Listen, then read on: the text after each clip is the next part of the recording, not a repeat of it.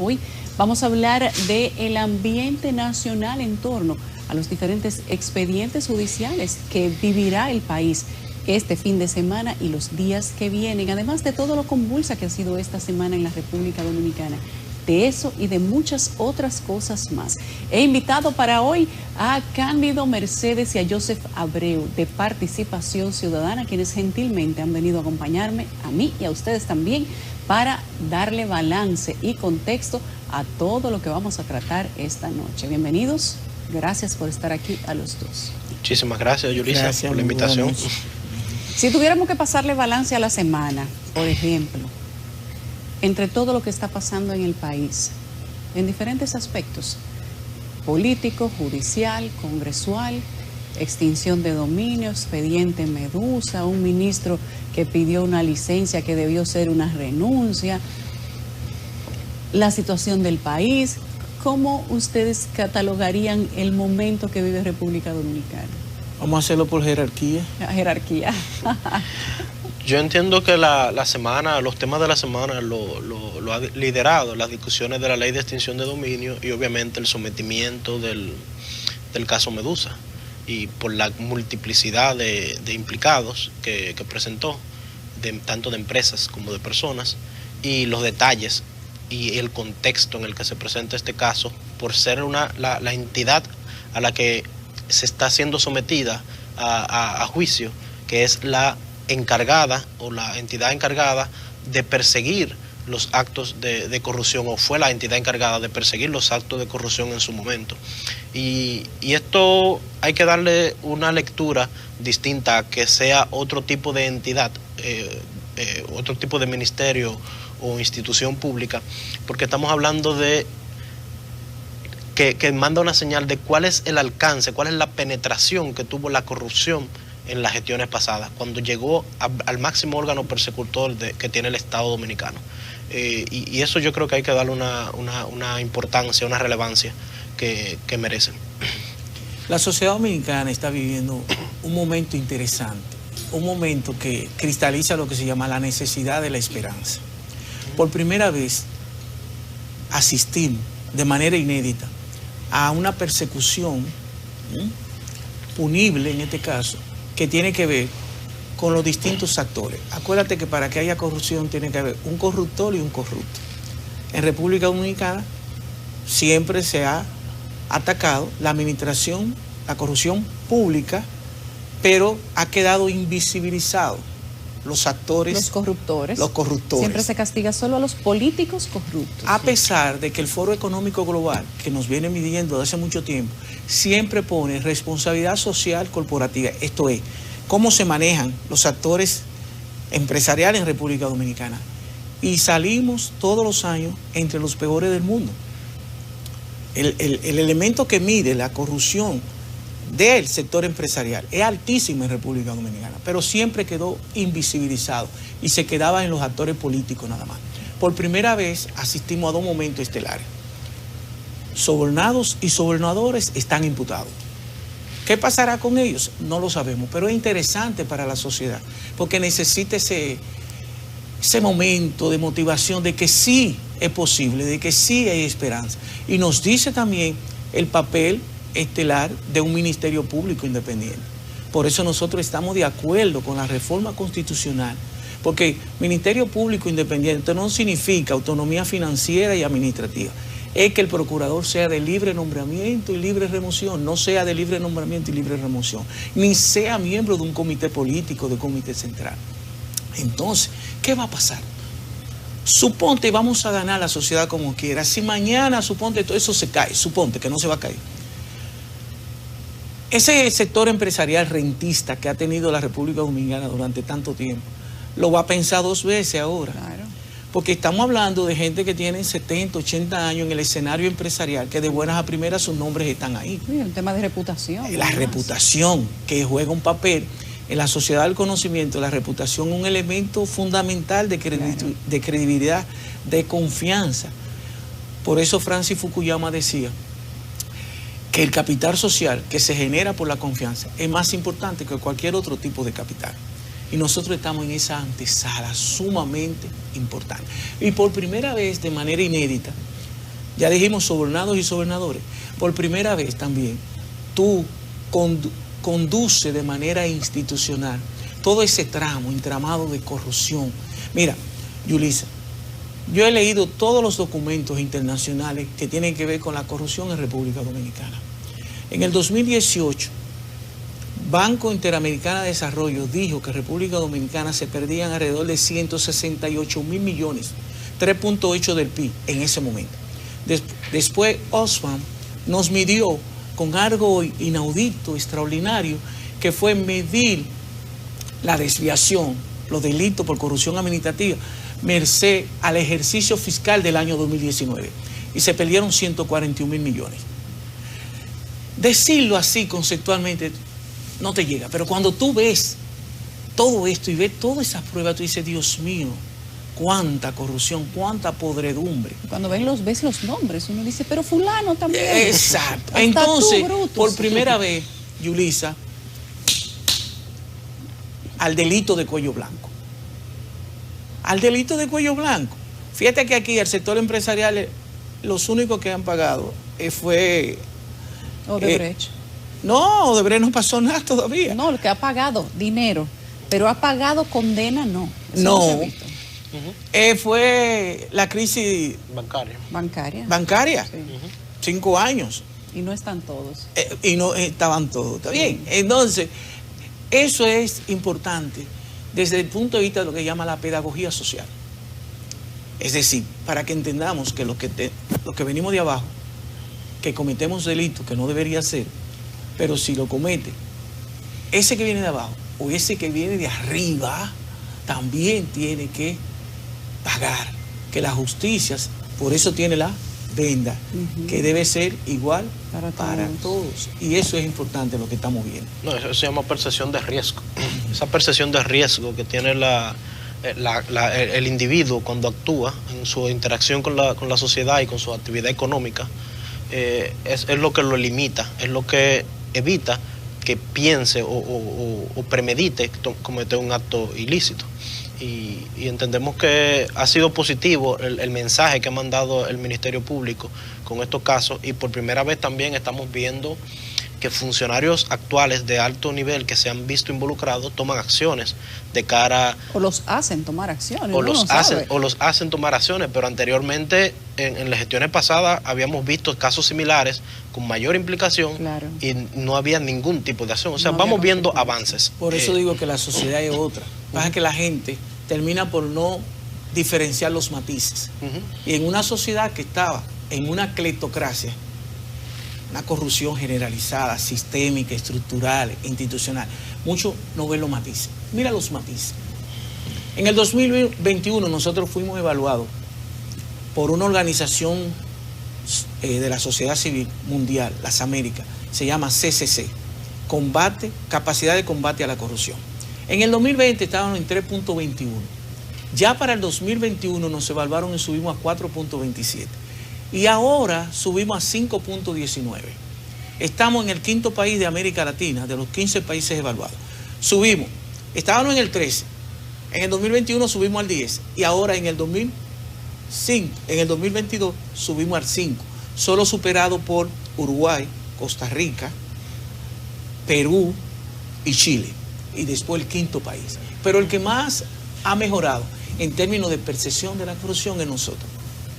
Hay un señor que yo aprecio mucho por su trabajo intelectual, de dedicación. Son de esa gente que yo quisiera que duraran 500 años. El más prolífico después de un historiador, ahora mismo no me llega el nombre, el más prolífico es Bernardo Vega.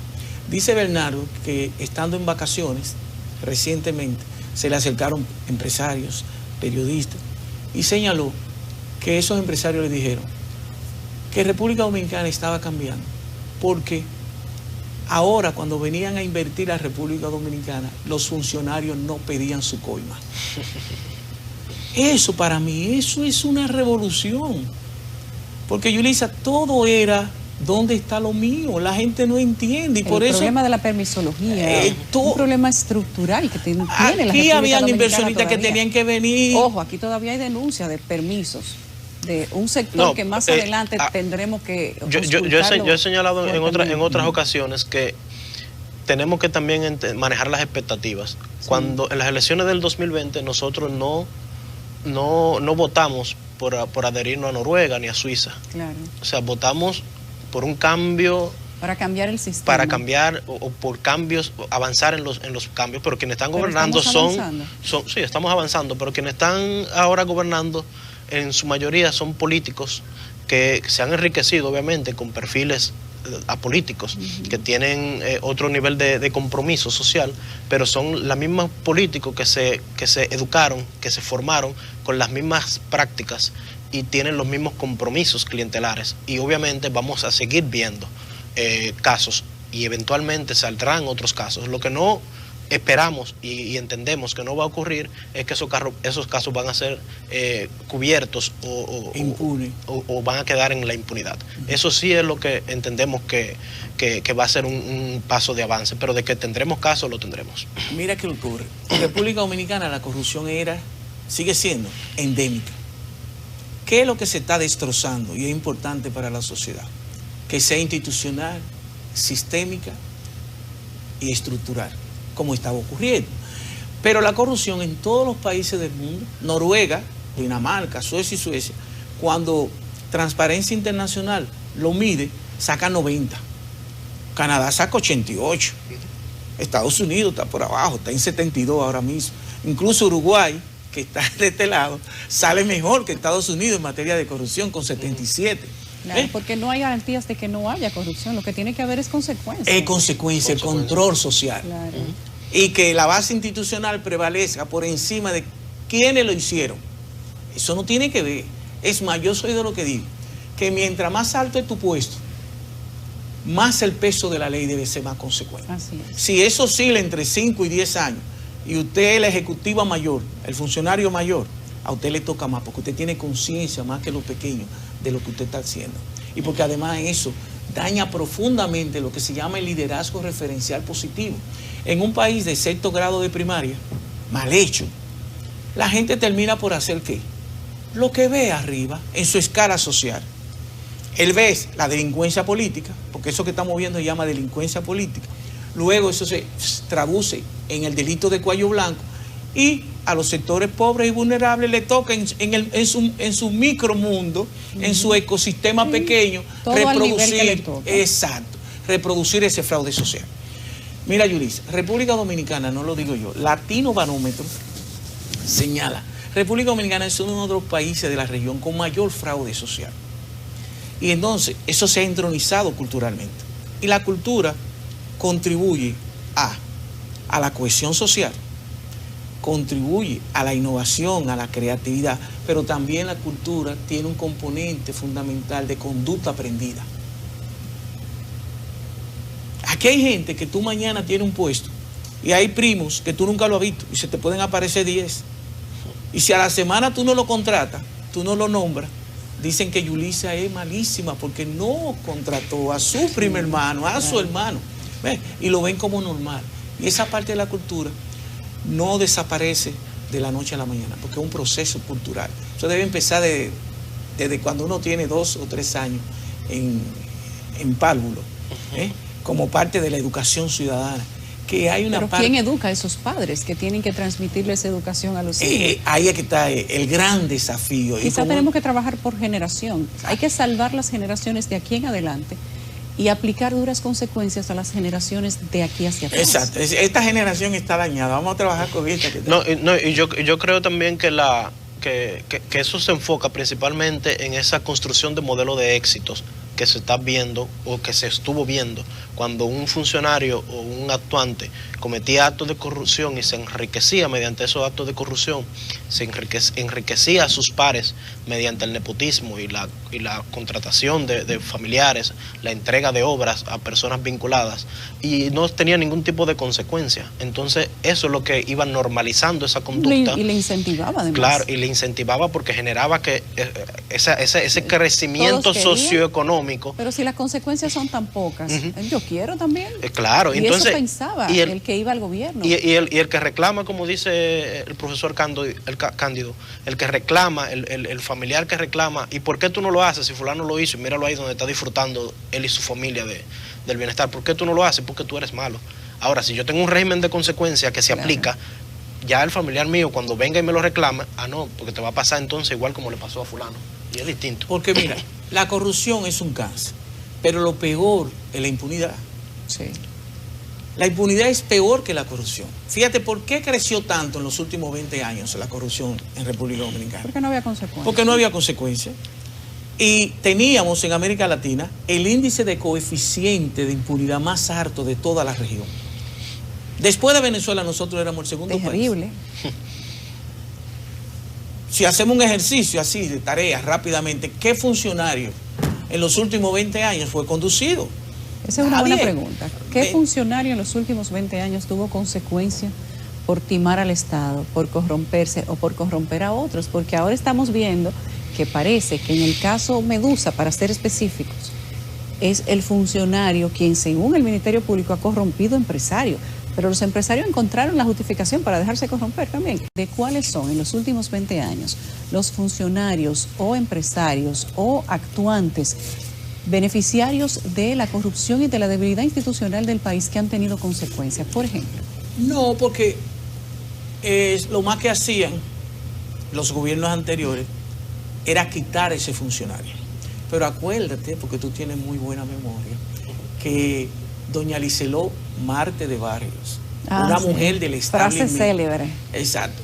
2 veces lo repitió. Sí. Con lo que se pierde en corrupción, se le hace una segunda República Dominicana. Sí. Y ella lo decía porque ella sabía. Y ella decía, yo mando las auditorías. Y muchas tienen elementos fácticos de delito penal. Y no actuaban. Y no ocurría nada, absolutamente nada. Absolutamente nada. Ese era el gran dolor de la sociedad dominicana. Por eso uno aspira a una sociedad más decente. Mira, por ejemplo, la ley de extinción de dominio. ¿Cuántos años tienen en el Congreso?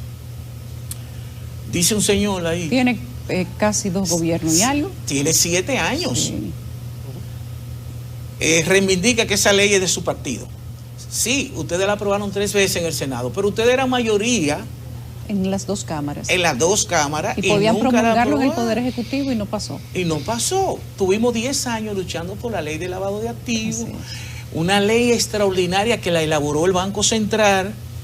Pero en el Congreso, esa ley la mutilaron. ¿Por qué? Porque los partidos políticos quitaron que ellos eran sujetos. No iban a molar cuchillo para su garganta. Pero eso te dice a ti la calidad de los actores políticos. Escúchame que te ponga esto, pero mira lo que salió ayer. PLD y Fuerza del Pueblo afirman que Estados Unidos y el Palacio presionan por ley de extinción de dominio. Eso, si tú le das una lectura semiótica, eso da vergüenza. Que 2 partidos digan que están presionando para algo que la sociedad aspira, señores. Para algo que ellos debieron trabajar. Debieron trabajarlo. Y tú estás diciendo que otros actores. Y yo le digo a ellos, mira, desde el 2004 para acá, si tú te pones a ver todas las reformas en términos normativos, jurídicos, para controlar la corrupción, normativo, eso vino de organismos internacionales. No fue producto de la calidad de los actores políticos.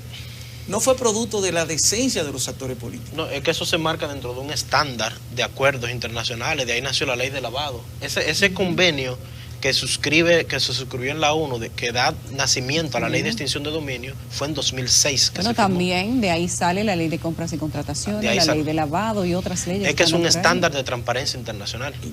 No, y te salió la modificación del Ministerio de Economía, Planificación y Desarrollo, el de Hacienda, todo eso fue producto de esa gran reforma, de esa ola. Si tú te miras República Dominicana y tú lo comparas con el mundo, nosotros fuimos uno de los países que más normativas jurídicas realizamos alrededor de el control de la corrupción, en términos normativos. Nosotros, la sociedad civil, siempre aspiramos a esas leyes, porque por lo menos tú puedes exigir en función de qué parámetros. Ahora, las leyes son necesarias, pero no son suficientes si esos actores políticos no tienen la decencia de conducirse en la sociedad. Por eso tú ves que aún teniendo todas esas leyes, mira, hicimos la ley 340-06, pero le quitaron los dientes a esa ley. Sí. Le quitaron que esa ley se llamaba Ley de Compra, Contrataciones y Concesiones de Obras del Estado. Le quitaron concesiones para luego y que aprobarla aparte. ¿Se aprobó? No, porque las concesiones, en las concesiones ya tú sabes lo que ha habido. Eso deberíamos, la sociedad va a tener que estudiarlo algún día. Todo el desastre que hubo en los últimos 20 años en términos de esas concesiones del Estado. Y sacaron de la ley, por ejemplo, de esa ley de compra y contratación, el tema, por ejemplo, de la contratación de publicidad, que no se enmarca dentro de los procedimientos de la ley. ¿Por qué? ¿Por qué se permite entre fuerzas contrarias, entre administraciones que debían ser independientes, observadores de sociedad civil que también tienen voz, aunque no tengan voto, que las leyes se mutilen de esa manera y terminan saliendo leyes posibles, como le dicen ellos, de una manera irresponsable? Exacto. Esa es una ley posible, o sea, no la ley adecuada, la ley posible, lo que se permitió o lo que se pudo sacar. Porque se forza el contexto. Ahora mismo estamos demandando, por ejemplo, la modificación de las leyes del régimen electoral en el 2022. Ahora hay un espacio abierto para discutir y para que se pueda consensuar. Pero si no se aprueban ahora, entonces llega el periodo preelectoral. Y ya entonces, no se pueden aprobar. O se tienen que aprobar porque ya tenemos encima el inicio en julio del año 2023, el inicio oficial del periodo electoral, de la campaña, ya lo tenemos encima y entonces ahí se tiene que apresurar. Entonces cuando yo extiendo ese plazo, forzo el contexto en el que se va a aprobar y eso permite que esas leyes terminen siendo mutiladas y que se logre lo posible en el momento. Pero es que en gran medida esos actores políticos de los distintos partidos se igualan en su esencia. Por ejemplo, los tres partidos más grandes están de acuerdo con seguir fragmentando el territorio dominicano cuando la Constitución demanda la ley de ordenamiento territorial. Insólito, pero no aprueban la ley pero no se aprueba la ley de ordenamiento territorial. ¿Está entendiendo? Que está consignado en 3 artículos. Es como una complicidad y un juego politiquero. Porque no es político, es politiquero. No, porque en tiene el que parece que aunque ellos no son iguales, pero se ponen de la acuerdo. Esencia, porque es la falta de calidad de los actores políticos. Porque ellos están pensando que pueden tener un senador, que van a tener un gobernador. Pero fíjate, República Dominicana, oye, Estados Unidos, que ellos siempre lo toman de referencia, tiene una demarcación por cada 183.000 kilómetros cuadrados. Nosotros tenemos una demarcación por cada 3.500 kilómetros cuadrados. No, es que participación ciudadana. Bajo esa característica, nosotros tendríamos una sola demarcación. ¿Me entiendes? Así por los 48.000. 48.000. Mira, hicimos participación ciudadana, hizo un estudio de 15 países de la región, comparando su población, territorio y demarcación. Por ejemplo, Costa Rica nos lleva 3.000 kilómetros cuadrados. Y Costa Rica lo que tiene son 7 provincias. Pero Colombia, que tiene 2 millones de kilómetros cuadrados y 52 millones de personas, tiene menos demarcaciones que nosotros. Y Venezuela, Cuba, que nos lleva el doble, 112.000 kilómetros cuadrados. Entonces te dice la calidad de los actores políticos. Y no sé si viste el discurso de Tonti Rutiné, que aquello... Terrible. Que él aspira a que un día le pongan su nombre a una... Pero que ahí nacen las motivaciones de base por las que un legislador se le ocurre proponer una modificación. O sea, él ni siquiera está pensando en los principios del ordenamiento jurídico territorial. O sea, él no está pensando en eso. Él lo que está pensando en yo ser el único. Lo peor es que se aprueba. Es que uno no sabe de qué manera suponte que le dio consigue. Una alucinación, una alienación. Sí, porque eso puede ser. Pero sí, está bien. Pero que los diputados lo aprobaran.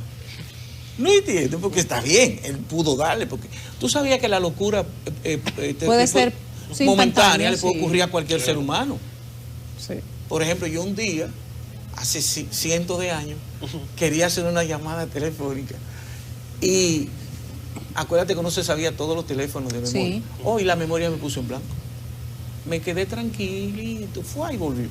Pero yo vi una doña que duró 21 días sin ver. Y el médico le dijo, el estrés está muy alto. Quédate tranquilita que te va a volver. Y le llegó. Pues así mismo puede ocurrir. La mente se va también. Por momentos, Entonces le pudo ocurrir a él, y lo malo no es él en sí mismo, sino es esa cámara que aprobó aquello. Hay temas de intereses también que uno no lo debe ver por el color partidario, sino por la clase política. El tema de las preocupaciones de la ley de extinción de dominio o del ordenamiento territorial con fines de distribución política, o sea, política clientelar, por fines de tener espacios donde a quien ofrecerle una candidatura. Eso es un tema de clase política. No lo podemos enfocar en que hay un interés de un partido oficialista actualmente o del partido PLD o la oposición, sino de la clase. Entonces uno va evaluando cada una de esas acciones en función de a quién afecta, si a la clase económica o a un sector de la clase económica, o a un partido político o a la clase política, si al gobierno o la oposición, o si a todo el sistema. Más o menos uno lo evalúa y entiende cuál puede ser la ruta que lleve cada una de esas decisiones o aprobaciones de leyes que se están tomando. El daño está en lo siguiente. Yo fui a Costa Rica, la última vez que yo fui, de las pocas veces que viajo, y allá estaban haciendo un plebiscito para ver si aumentaban 2 diputados. Aquí en la Constitución del 2010, oye. Un plebiscito. Sí, por 2. Nos metieron 5 diputados nacionales, que no sabemos cuál es la diferencia. No, y no sabemos cuál es la función. Después, a esta potencia mundial, después de Estados Unidos, nosotros somos la segunda potencia en el mundo, nos metieron 7 diputados de ultramar en esa Constitución.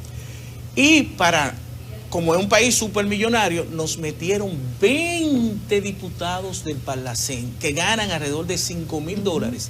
Y yo quiero que alguien me diga qué decisión ha tomado el Parlacén en los últimos 20 años que tiene. No, ninguna. Vinculada. Hay hasta escritos internacionales sobre los aportes que hace el Parlacén a la democracia de los países. Y los mismos estudios al final dicen, pero se habla y se viaja, pero no se concluye en nada. Nada, y se bebe mucho. Mira, Yulisa, entonces, ¿cuál es? El daño está, y eso la sociedad tiene culpa, en gran culpa, que hemos dejado que la partidocracia, la clase política, se sobredimensione sobre la sociedad. Se supone que la clase política está subordinada a la sociedad, es una parte de la sociedad, pero jugó un papel tan enorme de hegemonía en la sociedad que nada, importante o no podía generarse si los actores políticos no están. Fíjate que hay sectores empresariales que van a inaugurar su empresa o lo que sea, y si no hay actores políticos, no hay nada. Aquí mismo tú miras, no estoy criticando así, pero tú miras y tú dices, pero por Dios, tantos psicólogos clínicos, tantos psiquiatras en una enfermedad una sociedad que está enferma. Mira, por ejemplo, yo te mandé, yo no soy psiquiatra, no es científico lo que estoy diciendo, pero cuando tú evalúas la conducta de Jean Alain, te dice que tiene tres trastornos de personalidad, antisocial, el otro se llama límite de personalidad y narcisista, con un ego. Eso no tiene madre, es enfermo. Porque hace una Pero míralo ahí, inversión. $2 millones que te vi anoche que lo pusiste y entrevistaste dame ver cómo está la memoria, Víctor Hugo Michel. Sí. De Multimedios de México. $2 millones para su imagen y para su aspiración. Y él dice, hasta a nosotros nos ha sorprendido el monto, porque todos los proyectos que manejó esa senadora en cuanto a estrategia digital fueron fracasos. ¿Por qué se le daría $2 millones si fue verdad que se dio a un proyecto como ese? Y en efectivo. ¿Por qué manejar tanto dinero en efectivo? Los salarios de esa persona no justifican el flujo económico que había. No, es que estaba... Un procurador gana 200,000 pesos. No, 350,000. Bueno, cuando le quitan los descuentos. Real, salario real. Sí, pero él había declarado también, hay que entender que no eran sus únicos ingresos. Él había declarado un patrimonio, creo que de 200 millones al momento de llegar. En inversiones, en propiedades, no había un flujo económico para tú sacar $2 millones en efectivo, bueno, entregárselo a una persona, comprar una casa de $2.3 millones en otro lado, comprar un solar de $1 millón en otro sitio. No, y todavía no te había mudado bien en la villa y ya tú invertías 12 millones de pesos en remodelación. Realmente hay cosas que no coinciden. No, es que cuando tú logras dinero lícito, de verdad, tú no gastas de manera alegre. Tan alegre. No, duele, a uno le duele su pesito. Ha sido un proceso para tú llegar a esos niveles de ingreso y de ahorro. Y uno se gasta así, uno lo piensa y cuadra por aquí, y cuadra por aquí. Claro.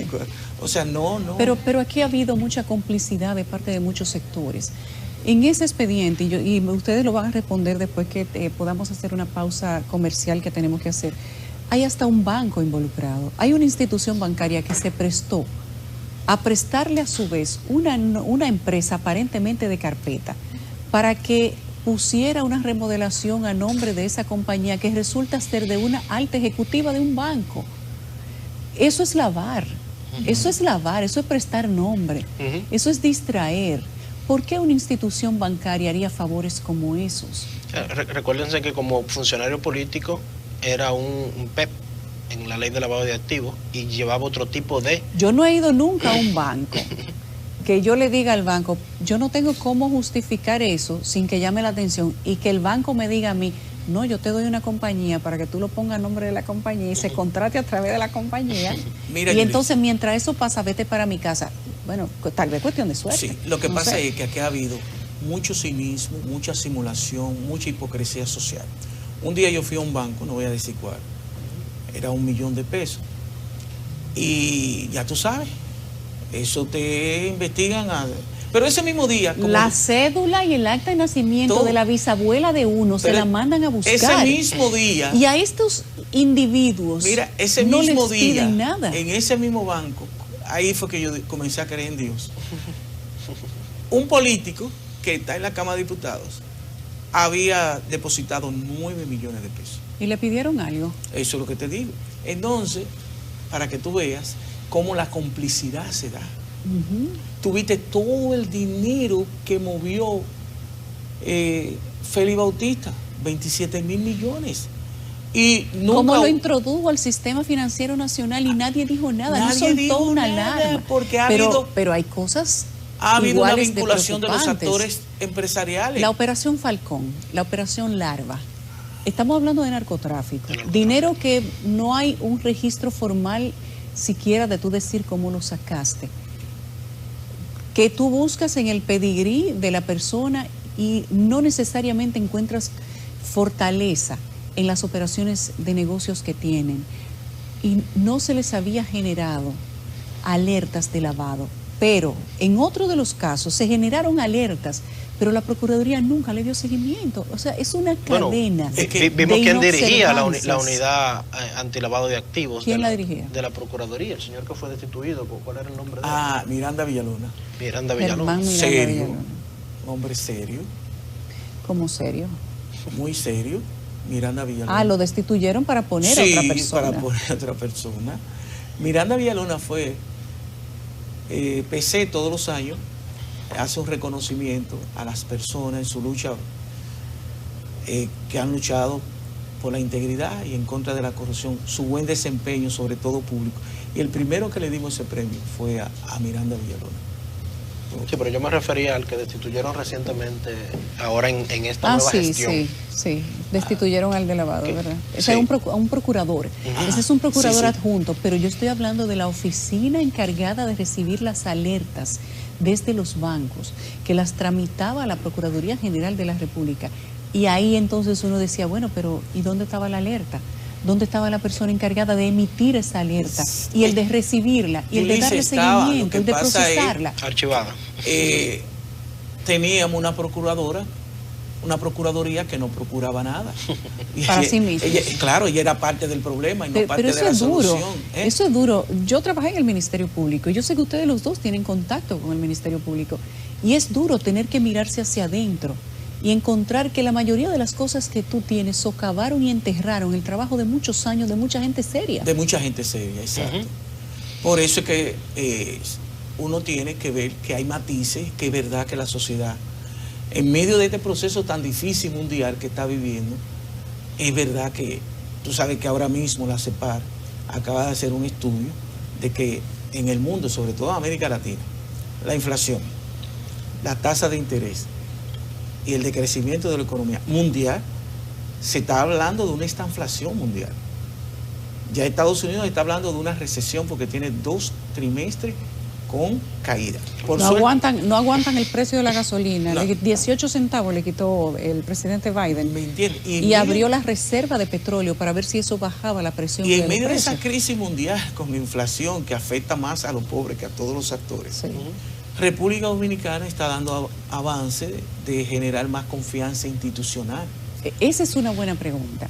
Todo lo que estamos haciendo como país, ¿se puede decir que se está traduciendo en este momento o a largo plazo en una recuperación de la confianza institucional, además de la institucionalización de esos organismos del Estado? ¿Nos va a tomar mucho tiempo? ¿De qué manera va a impactar todo esto que se está haciendo para recuperar la fortaleza de esas instituciones? La desinstitucionalización del país, el descrédito que obtuvieron muchas instituciones, que no significa que se recupera de la noche a la mañana, que se ha recuperado, ni significa que los que están no van a ser hedonistas, corruptos, no van a meter la pata, no van a robar, no se van a aliar con funcionarios o empresarios. Ojo, no significa que tal vez incluso no lo estén haciendo en este momento, muchos de ellos. Pero hay que recuperar la institucionalidad. ¿Cuáles son las instituciones? Si pasáramos un balance desde Participación Ciudadana, que están dando pasos hacia allá. ¿Y cuáles no? No, exacto. No lo dice Cándido, lo dice Latinobarómetro. Disculpe, profesor. Antes de dejarle usted la palabra, sí me gustaría como que comenzáramos por el primer mensaje que se dio República Dominicana como país en el marco del cambio de gobierno que tuvo y de cara al mensaje que envía a los organismos económicos, al mercado económico internacional, que fue mantener toda la estructura del Banco Central, el gobernador del Banco Central, toda la estructura económica intacta. Eso mandó un mensaje como país de que nosotros tenemos una fortaleza institucional y una responsabilidad con la continuidad de Estado. Y eso fue bien visto. Ya de cara a los siguientes cambios que vimos, fue, por ejemplo, lo vimos en la Cámara de Cuentas, lo vimos en la Junta Central Electoral, lo vimos también en el Defensor del Pueblo, de que se sacó la política de la elección de estos organismos, y esto también mandó, y en la designación de un Ministerio Público Independiente, eso también mandó un mensaje positivo nacional e internacionalmente, y eso ha sido valorado en mediciones de organismos internacionales. Mira, Latinobarómetro nos midió ahora en el 2021, diciembre del 2021. La percepción hacia la democracia estaba en 45, aumentó a 50, valorativa hacia la democracia. La confianza como mecanismo de base institucional, que es el mejor capital social, aumentó en República Dominicana en los últimos 2 años. Naturalmente esto es un proceso. Por ejemplo, hay una encuesta que nos midió los partidos políticos y los partidos políticos siguen allá abajo, en la franja de la cuneta. En la franja de la cuneta. El Congreso está también en la franja de la cuneta, parece que es una caja de resonancia de los partidos políticos. Están en el suelo. Ellos no terminan de colapsar, pero permanentemente están mutando. Pero en términos institucionales, la República Dominicana ha variado su conformación, pero además la sociedad dominicana no es la misma. Fíjate cómo hay una reacción de una vez por los diferentes mecanismos, porque como dice Jun Chung Han, hoy estamos viviendo el régimen de la información. Y entonces algo sale y en un segundo ya eso se expande. Y tenemos una sociedad distinta que comenzó en el 2017. Esa marcha verde, todo eso que nosotros estamos hablando, es fruto de esa marcha verde que comenzó en enero del 2017 y que en gran medida propició el cambio de gobierno. Y que mucha gente entiende que fracasó, pero el objetivo, porque se disminuyó. Pero el objetivo se consiguió. No, es que el objetivo de la marcha verde no era permanecer en el tiempo. No, y no era ser un partido político tampoco. No. Como movimiento social cumplió su papel. Cumplió su función. Nació, creció, se desarrolló y se quitó. Así es. Pero es que los movimientos alcanzó su objetivo y se salió. Todos los movimientos sociales en el mundo son así. Y cumplió su papel, claro. Pero está ahí. acechando. Parte de los actores de esa Marcha Verde están ahí, estamos ahí, porque PCE fue parte de Marcha Verde. Sí, activamente. Activamente. Entonces, eso está generando una sociedad que duró mucho tiempo, más de 30 años, en una inercia, en una indiferencia. Y ese sentimiento lo vimos después en la Plaza de la Bandera reflejado. Fue el mismo sentimiento. El mismo, pero de una vez. Aunque la Plaza de la Bandera tuvo un poco más de política. Al final sí. Ahí hubo mucha motorización política. Es también. Una mezcla, está bien, porque estaba lo social y estaba lo político. Eso no era puramente social. Exacto. Pero al principio, digamos que el inicio sí. Luego eso se utilizó como una bala de cañón de la oposición. Como ocurre siempre, igual pasó con la Marcha Verde. De la oposición para tratar de darle más duro al gobierno, se lo merecieran o no. No juzgamos nosotros si se lo merecieran o no.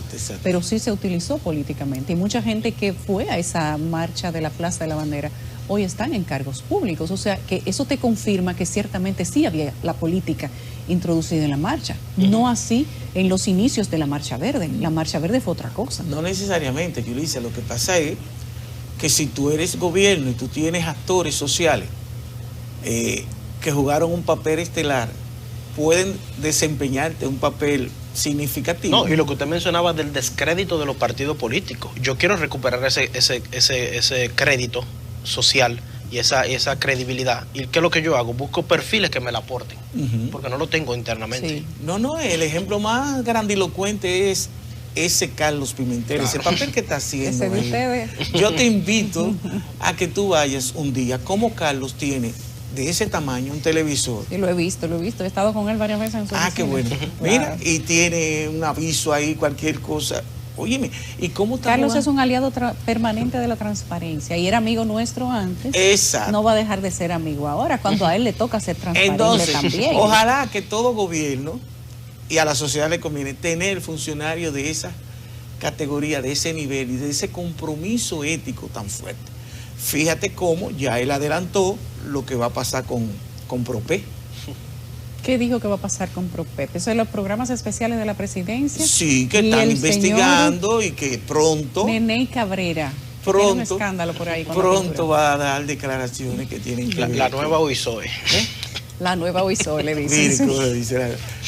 Pero eso no se podía hacer hace 2 o 3 años. No, y eso de ver un funcionario poniendo una licencia permanente cuando parece...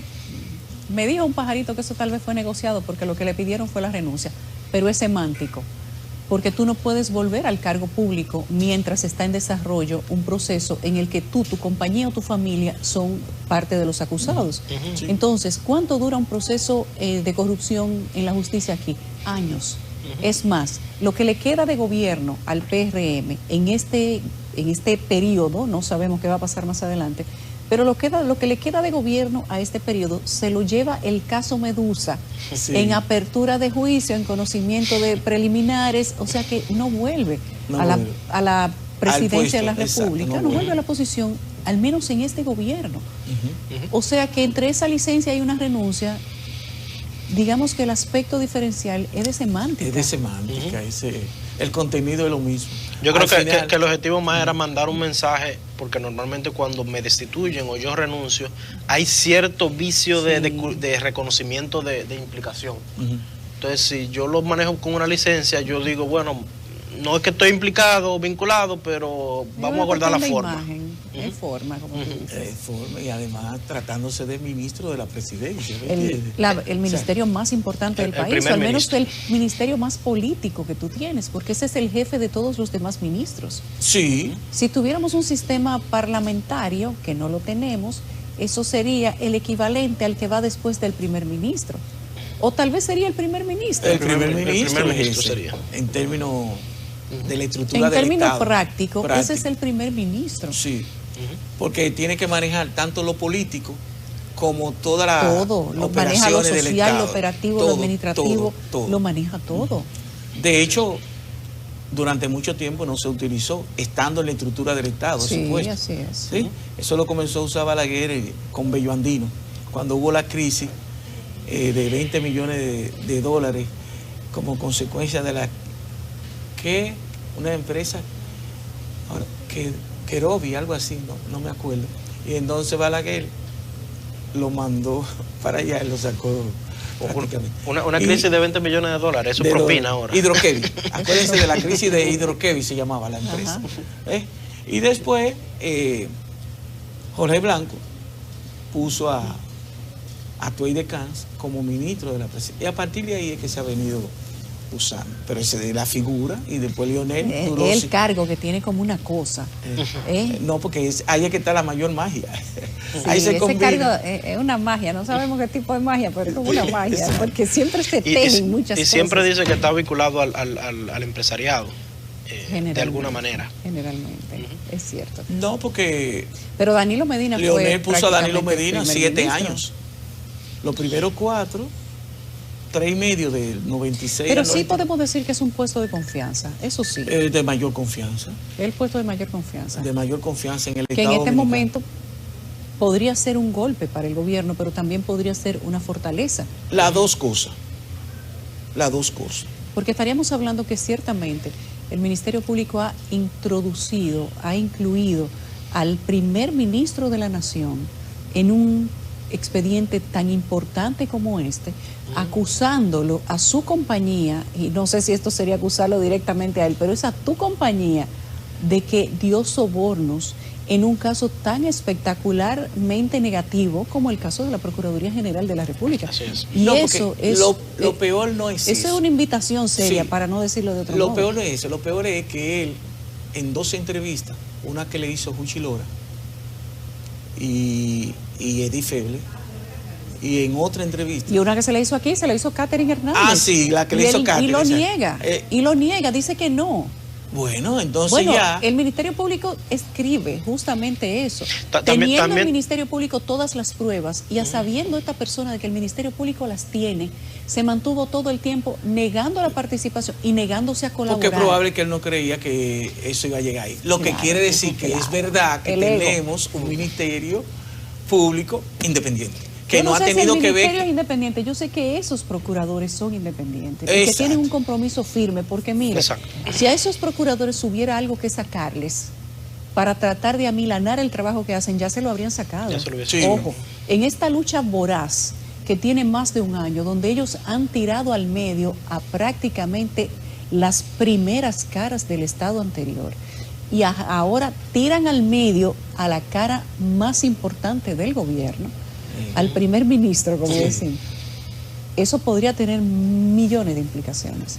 Y aún con lo que eso significa, no han tenido ningún tipo de detalle para detenerse a pensar jefe político, mano derecha del presidente. No. Todo eso no les importó. No. Va para adentro también. Yo estoy feliz porque acuérdate que ha habido momentos en la historia dominicana que los actores llamados a llevar el caso hasta su última consecuencia le han buscado un bajadero político. La consecuencia y el último caso lo han determinado por ejemplo, ellos. Hay un señor que yo aprecio muchísimo, de los pocos hombres de Estado, del establishment de República Dominicana, él es uno.